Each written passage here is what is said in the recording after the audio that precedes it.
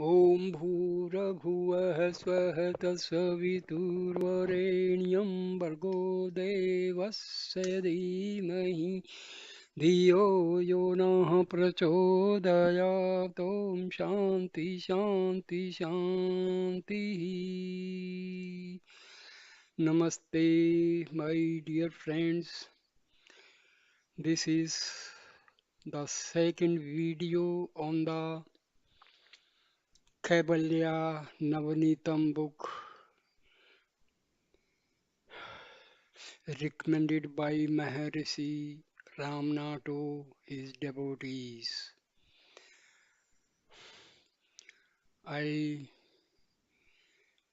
left the first video with the wording.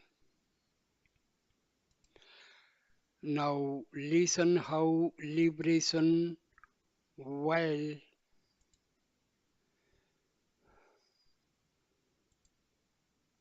alive.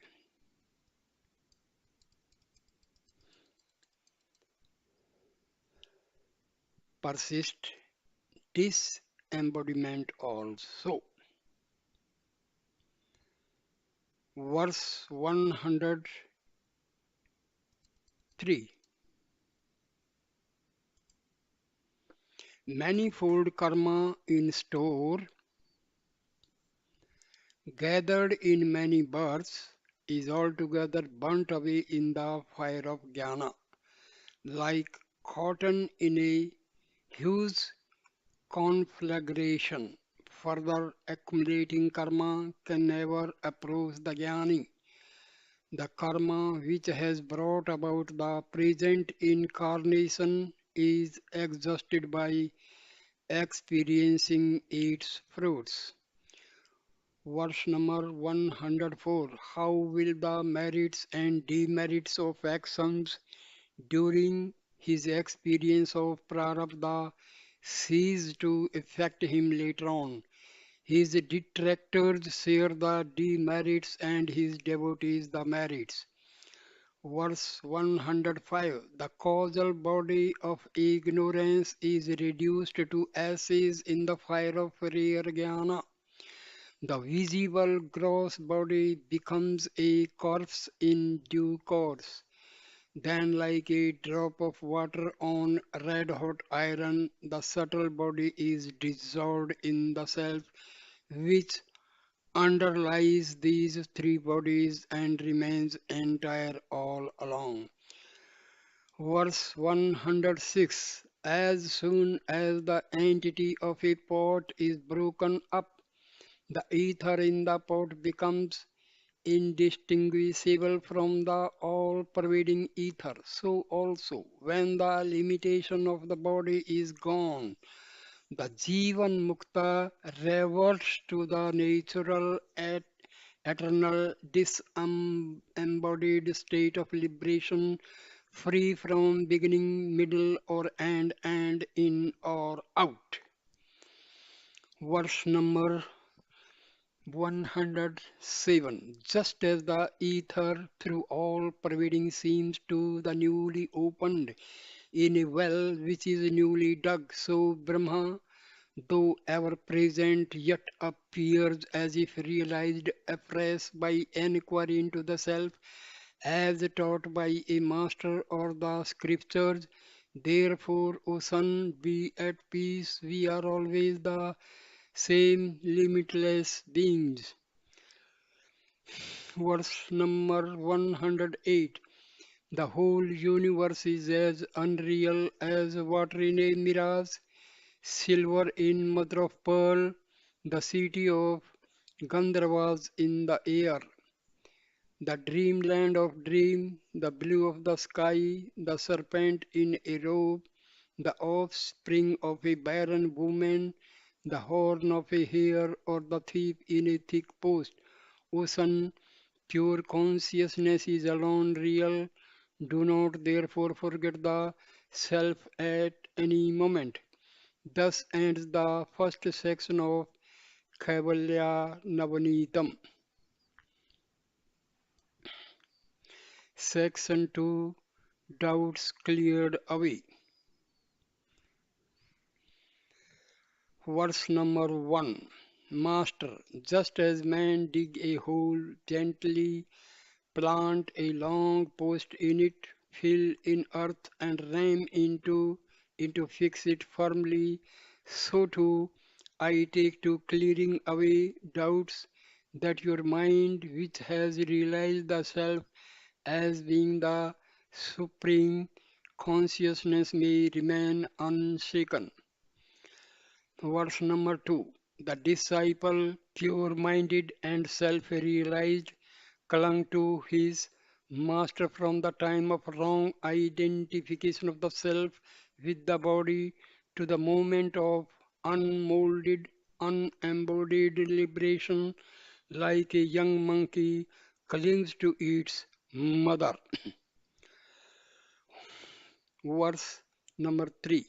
Finding that the loving disciple keeps to him like his shadow, the master asks him, are you able to stay unshaken as a mere witness? Have all your doubts disappeared, or does the sense of differentiation creep in at times? Tell me your condition. Verse 4. On this the disciple said, Master, dare the phantoms of differentiation which can roam about only in the darkness of ignorance, in the wilderness of worldly life, appear to the inner vision in the broad daylight of wisdom after the sun of your teaching has risen over the summit of your grace. Verse 5. Even after the devil is exorcised, just as the person who was possessed in further protected by a talisman against any return of the trouble, so also through my ignorance has already been dispelled by your touching. Yet, Master, I seek more from you, that I may be firmly fixed in the self. Verse number 6. You said, know it from the scriptures that the self is Brahma, non-dual. Brahma cannot be reached by speech, study or discussion. It must be realized in the heart. Self-shining Brahma cannot be reached by the miserable mind. Please clear what seems to be the contraction of the two statements. Verse number 7. Master, as Brahma is neither an object of the senses nor an object of inference, and as there is no second to it, it is beyond direct perception, inference, or analogy. Also know that being free from attributes, it cannot be expressed by words. Verse 8. The Vedas, which declare that Brahma lies beyond words, also signify it by the text, thou that thou art. If you ask which is right, know that both are right, for the Vedas can never be untrue. Verse number 9. A girl says, not he, of all others, and remains shy and silent when her lover is pointed out.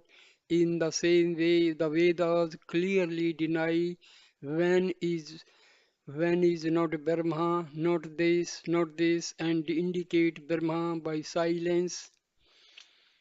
Verse number 10. Having answered the first part of your question, I proceed to answer the second. The heart governs the external senses. Its faculties operate internally and externally as intellect and mind. Verse number 11. As your face is seen reflected in a mirror, so the image of pure consciousness is seen in intellect. Along with this, the mind proceeds to function, and this is called knowledge. Verse 12. As molten metal takes the shape of the mold into which it is poured, so the mind assumes the shape of the objects, and they are revealed by the reflected light. Without eyesight and light, an object in darkness cannot be discovered. Verse number 13. The aid of a burning lamp and clear eyesight are required to discover an object in darkness, but to see the sun, eyesight alone will do. To see the manifest universe, both modded mind and reflected consciousness are necessary, but to realize the reality, modded mind eager for realization will alone serve. Verse number 14. The union of the modded mind and the reflected self is called the mind. Brahma can be reached by the mind for the reason that the mode of mind directed to itself is necessary for realization. Brahma cannot be reached by the part of the mind which is reflected consciousness, thus reconciling the meaning free from doubt. Verse number 15. Disciple, Master, I have understood your teaching so far. Please let me ask you another question. Free from movement, unbroken, perfect, and transformed into that, is not such a state of mind called samadhi yoga or union in peace? How can this mind, always moving like a swing and raising up several words in a trice, be stilled so that it may remain steady in the self like a flame protected from droughts? Verse 16. Master, the active mind is composed of three gunas. When one of them is uppermost, the other two lie covert with sattva. Divine qualities manifest with rajoguna. Tendencies pertaining to the world, the body, and the shastras manifest with tamoguna. The evil nature manifests. Verse number 17. Sattva is the very nature of the mind, whereas the other two qualities are more adjuncts and can therefore be banished from it. If one holds steadily to one's divineness, rajas and tamas will get strangled so that the internal stresses and the external manifold disappear. When this happens, your mind shines forth untainted and becomes motionless and subtle like the ether, and then it naturally becomes one with Brahma, which is already so and remains in undifferentiated peace, nirvikalpa samadhi.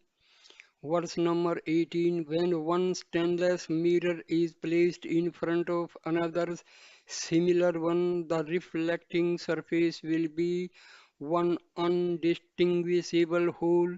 Similarly, when the mind which is clear has become one with the infinite Satchit Ananda Brahma and remains untainted, how can there be the manifold or moments in the mind? Tell me. Verse 19. Disciple, how then can the wise, liberated while alive, exhaust their prarabdha if their mind has lost itself in Brahma and become one with it? Is it not done only by experiencing its results? Such experience would certainly require the mind.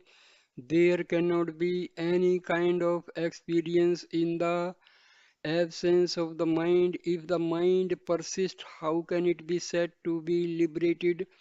I am confused on this point. Be pleased to clear this doubt of mine, for I cannot be liberated unless all my doubts are cleared away.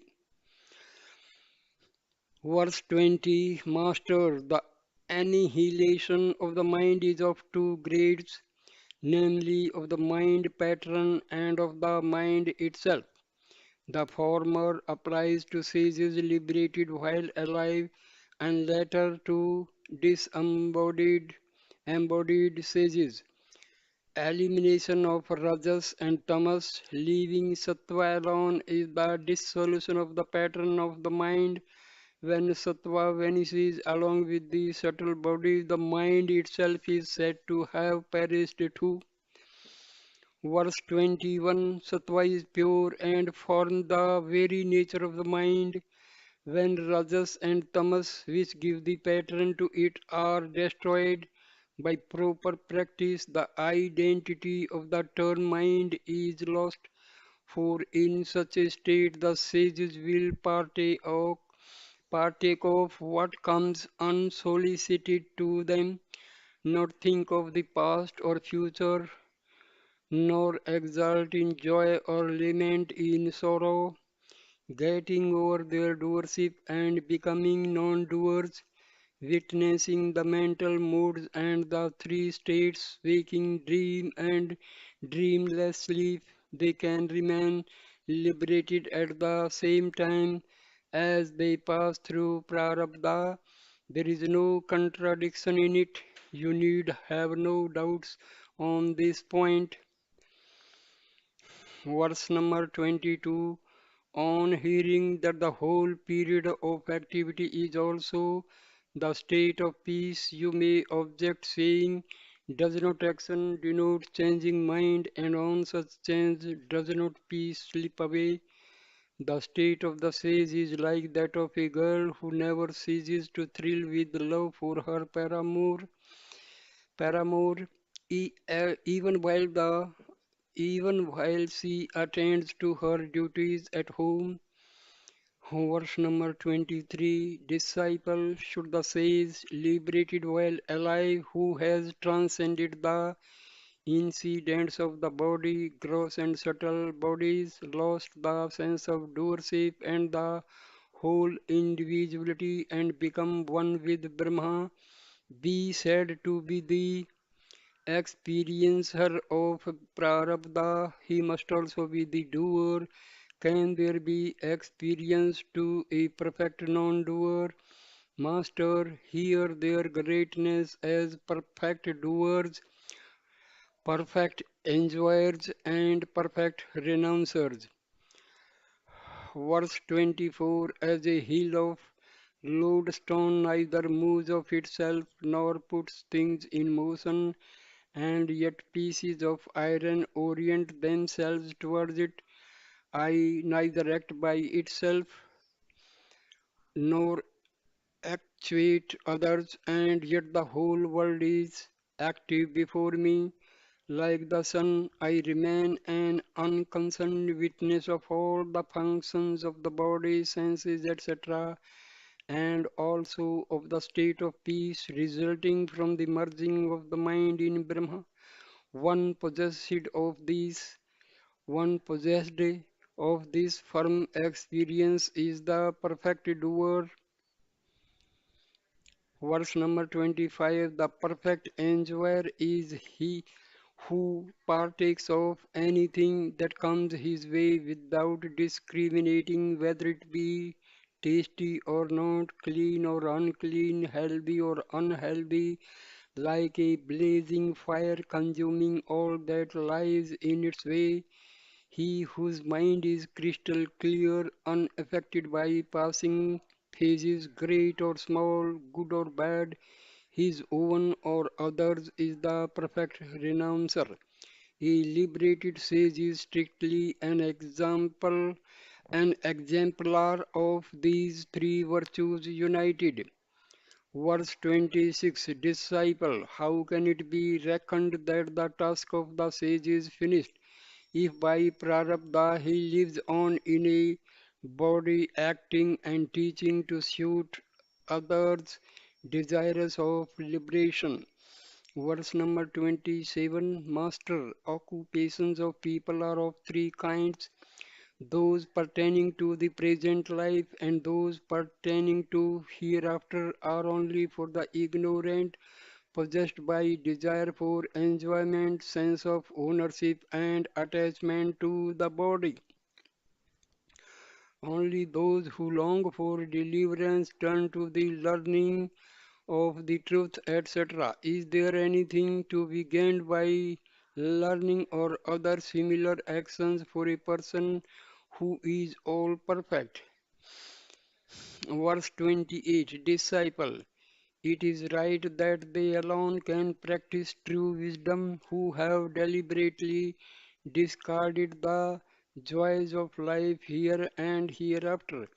Can those who have turned away from worldly activities and rituals to treat the path of liberation ever turn back to the old methods? Are not hearing, reasoning, and meditation necessary to make the mind firm? Verse 29 Master, they who do not know must learn the truth as taught by the scriptures and masters. Those who have doubts must engage in reasoning. Those who are in the grip of wrong knowledge must practice meditation. Can there be anything wanting for those who have become the real ethereal being consciousness perfection? Verse 30 Disciple, can the wise also say like the ignorant, I did, I saw, I ate, and I went? You say that they are free from wrong knowledge. Can realization of Brahma, which is real, admit of such expression? Please enlighten me on this point. Master, a person who wakes up from a dream speaks of his experiences in the dream.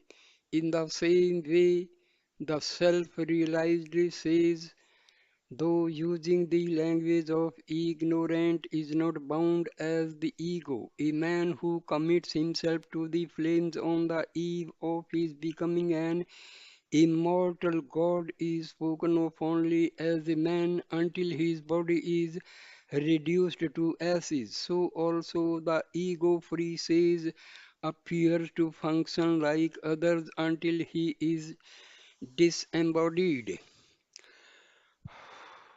Verse 32 Disciple, if so, though the objects are unreal, would not the transactions associated with them cause misery?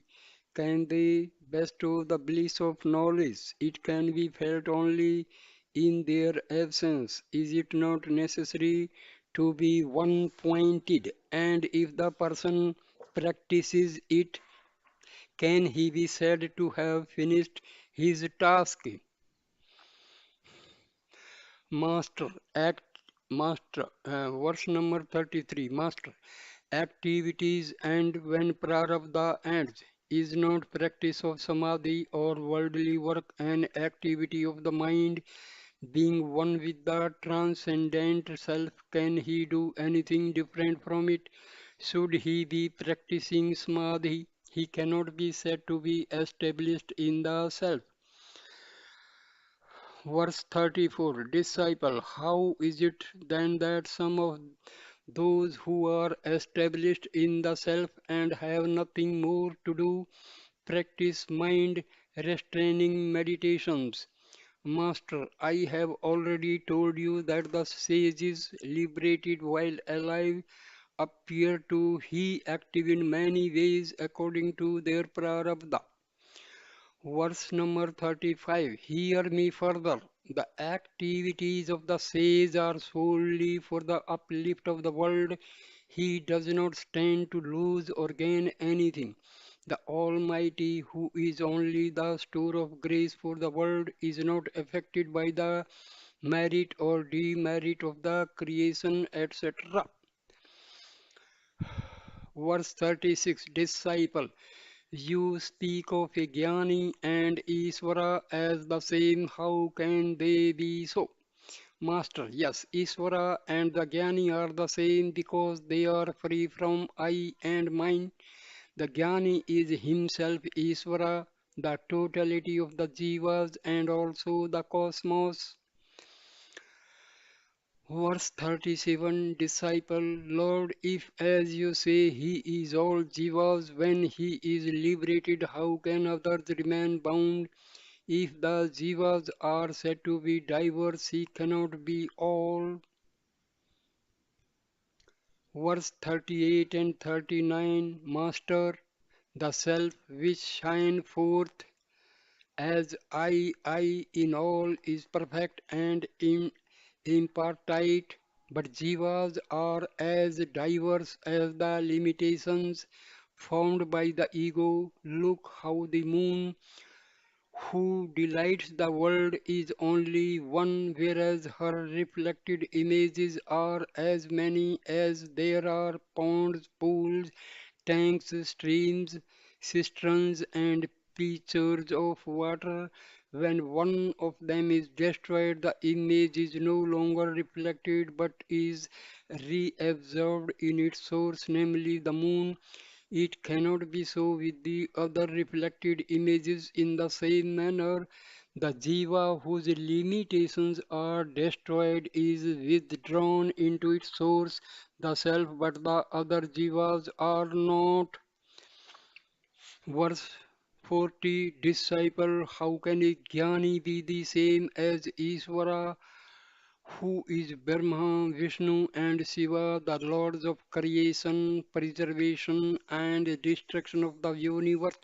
They can divine the thoughts of others, know the past, present, and future, and are immanent in all. I do not find even a trace of these qualities in the Jnani. Verse 41. Master, the water in a tank and a powerful light help the whole village, whereas a pot of water and a table lamp help only the family circle in a home. Isvara and the Jnani do not differ in their jnana, however, associated with the limitations of the Maya, they are spoken of as superior and inferior. Verse 42. Like the kings and the siddhas among men, the gods such as Narayana have some extraordinary powers like anima, etc., because of their extraordinary antecedent austerities, although men do not possess these powers and therefore appear less, yet from the standpoint of Brahma there is not the least difference between them.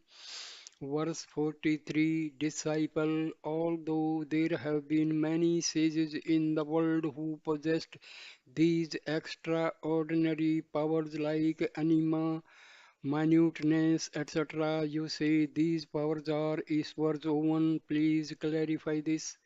Master, know that the powers are the fruits of their devotion to the glorious Almighty, being their austerities and practices of yoga. Verse 44. Disciple, Master, if these powers and deliverance are together the fruits of tapas, then all the sages should possess both, as the ancient sages did. We have known that the ancient sages had these siddhis and were also liberated at the same time. Why do not all jnanis possess such powers as well? Verse 45. Master, of the two types of tapas, ascetic practice, namely tapas for the fulfillment of one's desires and dispassionate tapas, the former bestows the powers, desires, and the later wisdom. Each can yield its allotted fruits only. That is the law. The ancient sages had evidently performed both kinds of tapas. Verse 46. Janaka, Mahabali, Bhagiratha, and others got deliverance only. Did they display any siddhis? No, some of the sages sought siddhis only, others sought both siddhis and emancipation. These siddhis are simply for display and nothing more. They do not make for liberation. Verse 47. Disciple, if emancipation is the sole outcome of the realization of identity of the individual self with the universal self, how then did some of the sages who were liberated here and now exert themselves for the attainment of siddhis? Master, Prarabdha spends itself only after bestowing its fruits to be experienced as pain or pleasure. Therefore, the siddhis gained by emancipated sages must be considered to be the results of prarabdha only. Verse 48 and 49 Disciple, Master, I am now free from the delusions of the mind and remain pure and clear. However, there is certainly no harm in cleansing a mirror a little more, even though it is already clean. Can the scriptures say anything that is not absolutely true? Master, how can I reconcile the two statements? Number one, the karma of any person wears away only after bestowing its fruits. And second, the fire of pure wisdom burns away the karma which is waiting to bear fruits later on. Verse 50, Master, my son, the jivas are unlimited in number, capacity, and kind, and their actions also are similarly unlimited in three sections. The beneficent Vedas prescribe according to the aptitude of seekers with preliminary views succeeded by final conclusions like flowers by fruits. Verse number 51 Is it not true that sinners who must suffer in the hells can yet be saved from them by means of pious gifts, mantras, austerities, yajna, and the like? He who has faith in the saying of the Vedas that the fire of jnana burns away all karma waiting to yield its results attain liberation. Verse 52 Disciple, Master, when true wisdom can root out the karma which has been accumulated in many incarnations and liberate the person, why do even the most brilliant of men not fit by this wisdom but fall into the rut of karma and perish? Please explain. Verse 53 Master, my son, those of inturned mind will realize the everlasting that, like absent minded walkers falling into a ditch, even with their eyes open, those of outgoing mind look for fulfillment of their desires, fall into the contemptible sea of never ending rebirths and cannot gain liberation. Verse 54 Disciple, are not the good and the bad actions actuated by Isvara? What can the Jivas do who are themselves his creatures? How are they to blame? Master, these are words of illusion, worthy of fools, ignorant of the clear meaning of the scriptures. Verse 55 The creations of the Almighty Lord and of the individual Jiva are different. The Almighty's creation is cosmic and consists of all that is mobile and immobile. The unworthy Jiva's creation, which consists of attachments, passions, desires, and the like, pertains to the ego and is certainly not of the Almighty. Verse 56 The creations of the Almighty Lord who functions threefold, creator, preserver, destroyer, may constitute the means for liberation, whereas those of the Jivas are the melodies which cause them successive reincarnations. Liability to birth does not end for anyone, even if creation comes to an end. It only ends on the giving up of one's passions and the like. Verse 57 Who has ever gotten free from rebirth at the time of the dissolution of the Lord's creation? No one, despite the persistence of time, space, and bodies. People have been liberated even here by destroying the illusion of individual creation and gaining knowledge. Therefore, bondage and illusion are clearly of the Jiva's own making and not of the Lord's.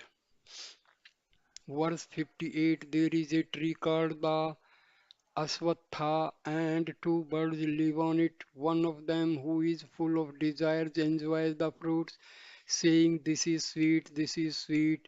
The other, who is highly esteemed, does not eat thereof.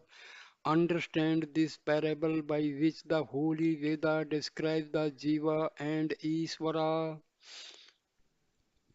Verse number 59, those fools head for disaster and who in their ignorance attribute to God the six evils: lust, anger, greed, delusion, conceit, and jealousy, which are of their own making, but the wise will gain untainted deliverance who recognize the same evils to be of their own making and not God's. Verse number 60, disciple, how is it that God, who is impartial, advances a few and degrades others? Master, he is like the father who encourages his sons who are in the right way and frowns on the other sons who are in the wrong way. Know it to be mercy to punish the erring and direct them to be righteous. Verse 61, the celestial tree, fire and water protect those who seek them by fulfilling their desires, keeping them warm and quenching their thirst. So also Ishvara is kind to his devotees and not so to others. Now think well and judge whose fault it is. Verse 62, now here is the vital point. Rebirth will be at an end for him who adopts with perseverance the way to deliverance shown by God in the scriptures, follows the sages, give up his evil propensities, discriminates the real from the unreal, rejects the illusion born of ignorance, and gains wisdom by realizing the self. Then and then only will rebirth be at an end for him. This is the truth. Verse 63, this wisdom can be gained by a long course of practice of unceasing inquiry into the self. Disciple, what is this inquiry? Master, inquiry consists in pondering over the questions: who is this I in the body, including mind, senses, etc.? What is sentience? What is insentience? What is their combination called bondage? What is release?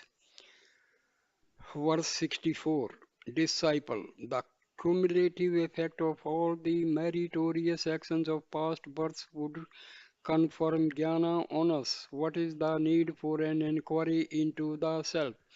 Master, listen carefully. The unselfish actions which were rendered into God help to keep of impurities and make the mind pure. The mind which has thus been purified then begins to inquire into the self and gains knowledge.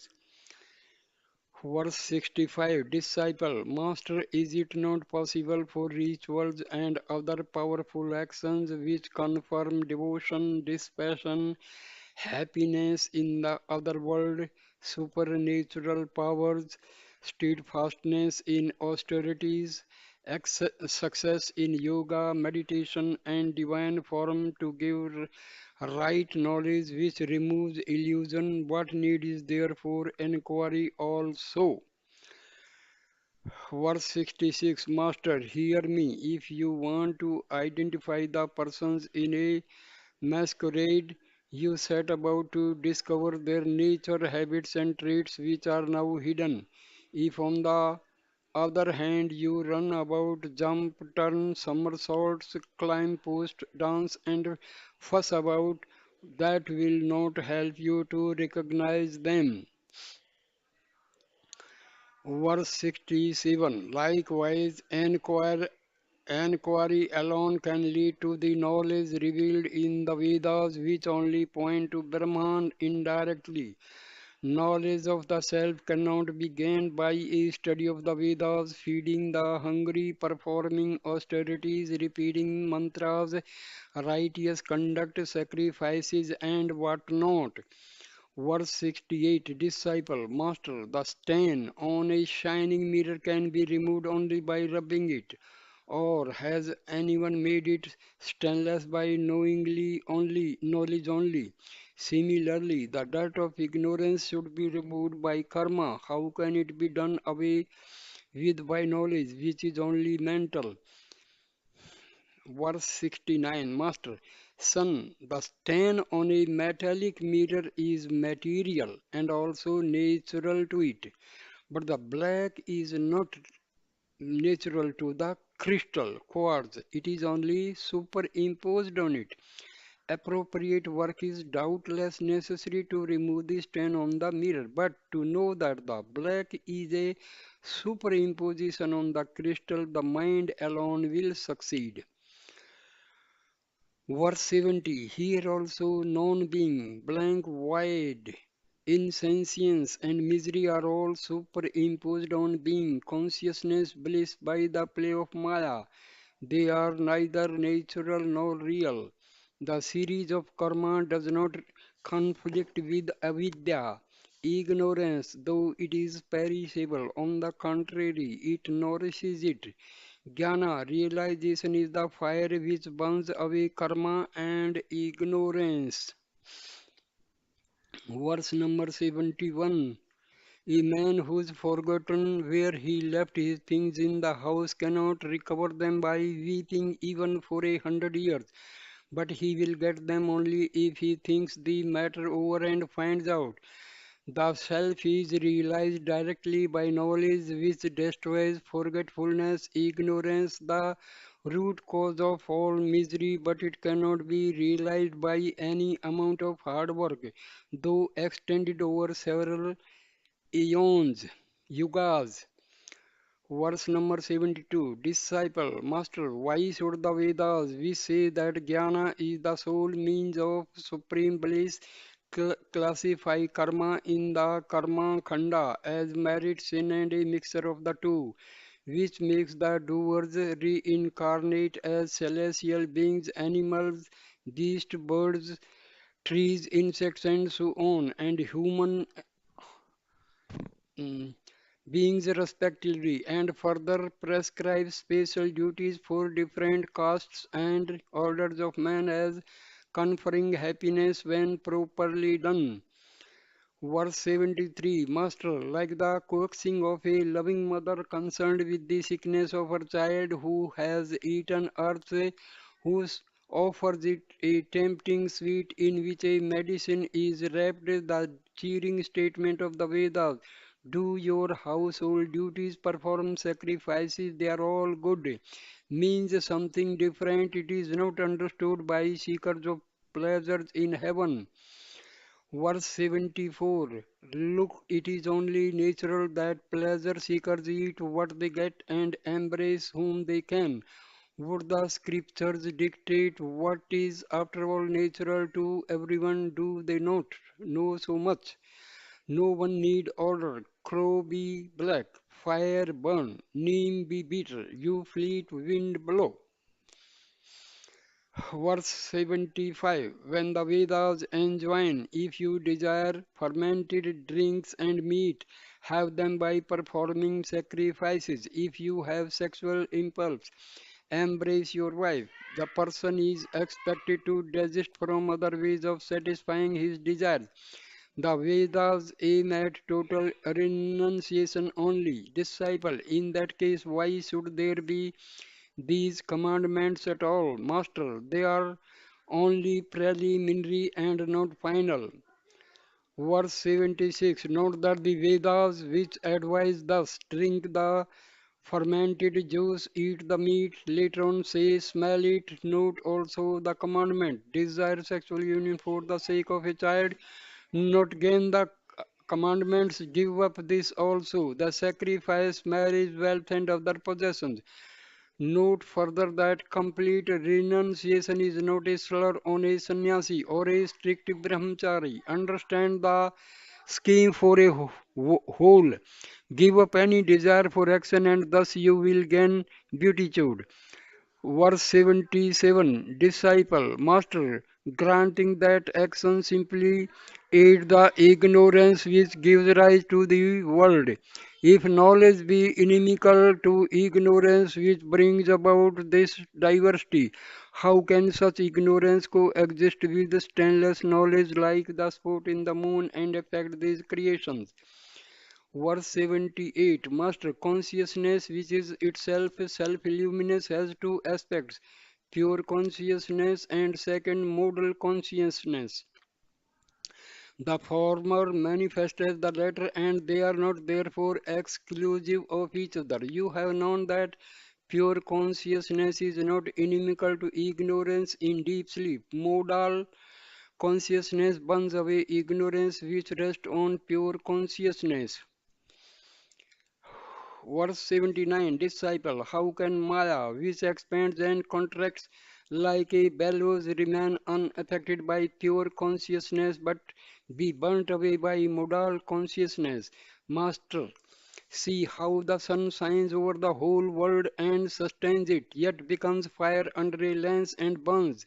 So also in Samadhi, modal consciousness can burn away ignorance. Verse 80 Disciple, do not actions include all modals of mind, speech, and body?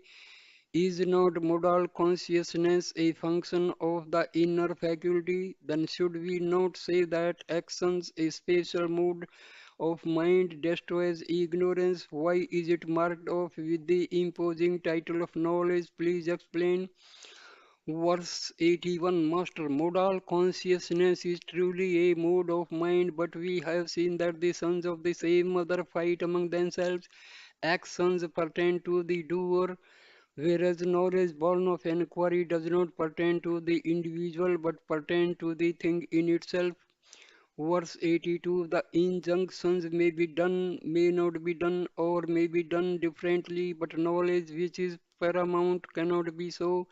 Meditation such as I am Brahma is certainly different from knowledge obtained by inquiry. To formulate one thing as another is forced yoga. Direct knowledge gained by experience cannot alone be true. Do not be deceived by fanciful ideas.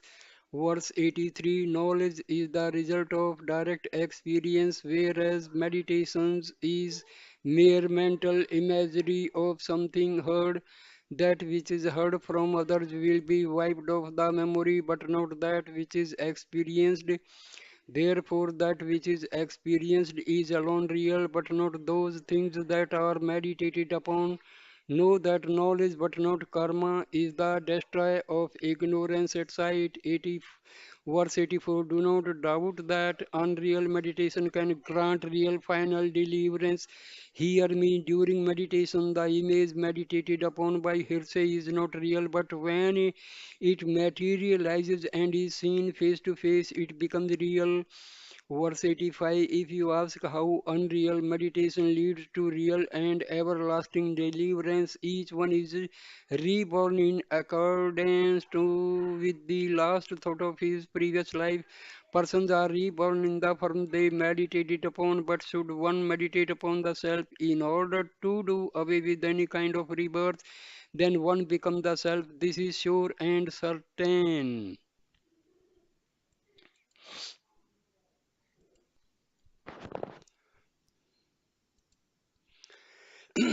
Verse number 86 Disciple, if those who meditate on attributeless, that is, transcendental Brahma, become that, where is the need for inquiry or for knowledge?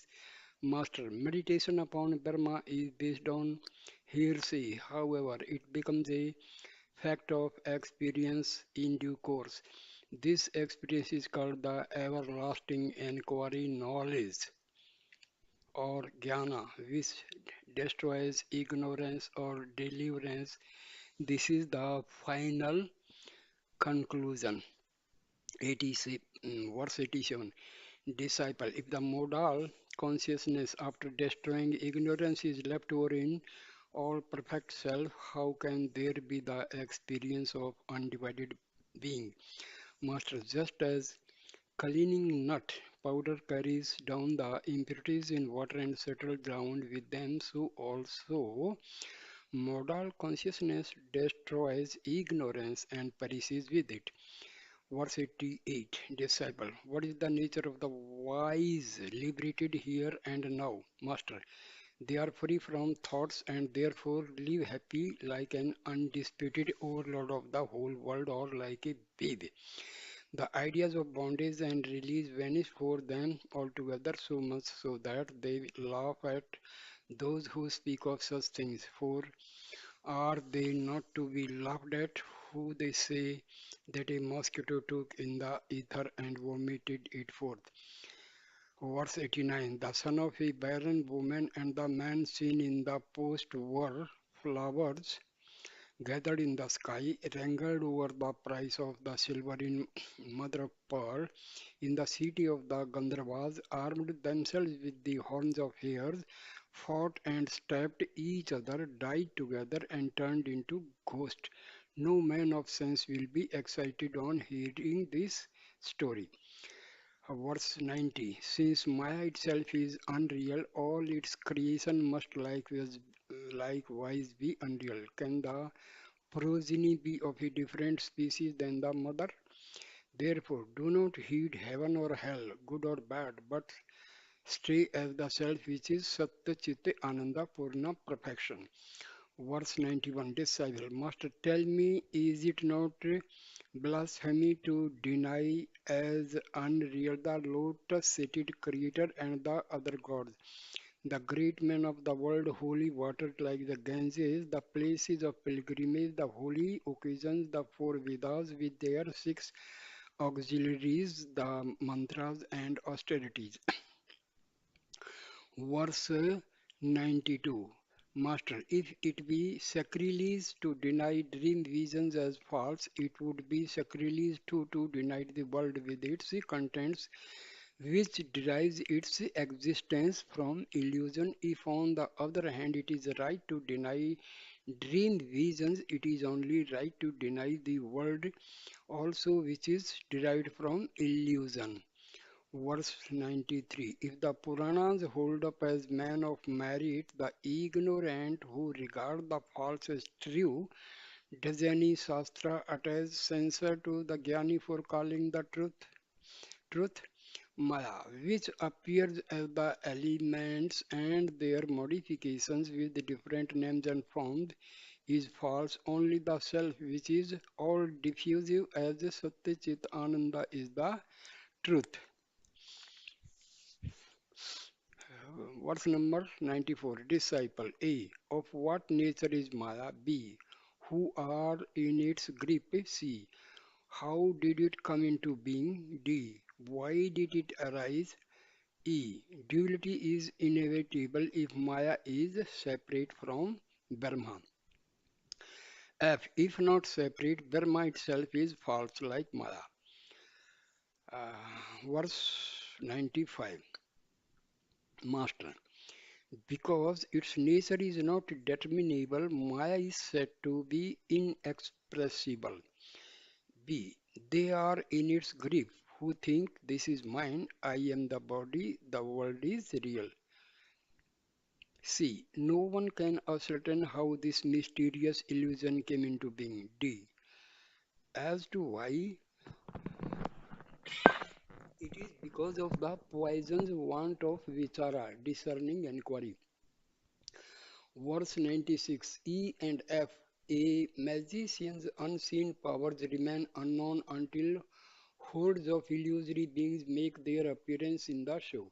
Similarly, the countless powers of Brahma remain unbroken, but they are inferred only after the manifestation of the elements.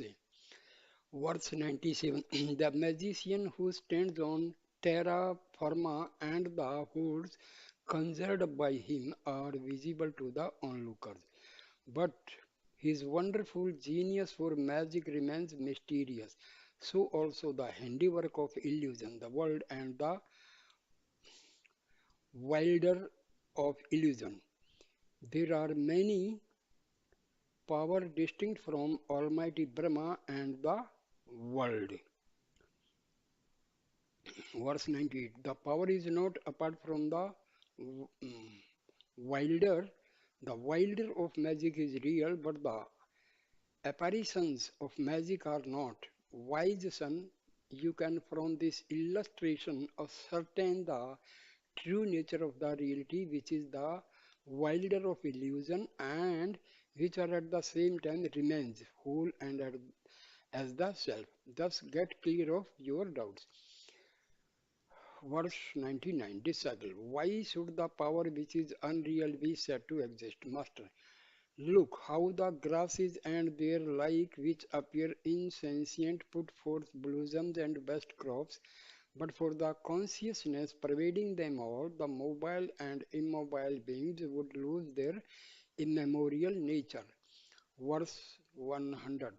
See the wonder of how the embryos in eggs develop into birds of so many hues, but for the governance of an unseen force, all the laws of nature would be blotted out like a kingdom without a king. Fire would burn, water, bitter things taste sweet, even the degraded would recite the Vedas, the immovable mountain ranges would float like clouds in the air, all the oceans would become sandy waste, and there would be no fixity anywhere. Verse 101. Disciple, Master, how can this power of consciousness, that is Maya, which cannot be seen or known or expressed by anyone in words and which form the root cause of diverse names and forms, be rooted out? Otherwise, how is Brahma to be meditated upon as the non-dual reality to gain deliverance? 102. Verse 102. Master, what becomes of the well-known qualities of air, water, fire when they are checked by amulets or incantations? If you stay as Satchitananda, free from other thoughts, Maya becomes extinct. No other method can be found in the whole range of the Vedas. Verse 103. What remains unmanifest in day becomes manifest as a port. To discard names and forms and recognize the clay is true knowledge. In the same manner, discard the fancied notions of plurality of being and realize the self as pure consciousness. Verse 104. Disciple, though false, how can the persistent appearance of non-being in sensuous misery in the fullness of being consciousness belief be wiped out? Master, though the reflection in a pool of water appears head downwards and tremulous, yet when the figure on the ground is considered, which remain upright and steady, that worthless image is then seen as unreal. So here ends the second video on Kaivalya Navanitam. So thank you for watching this video. Please comment, share and like the video and subscribe my channel. Thanks a lot, my dear friends. Thanks a lot. Thank you.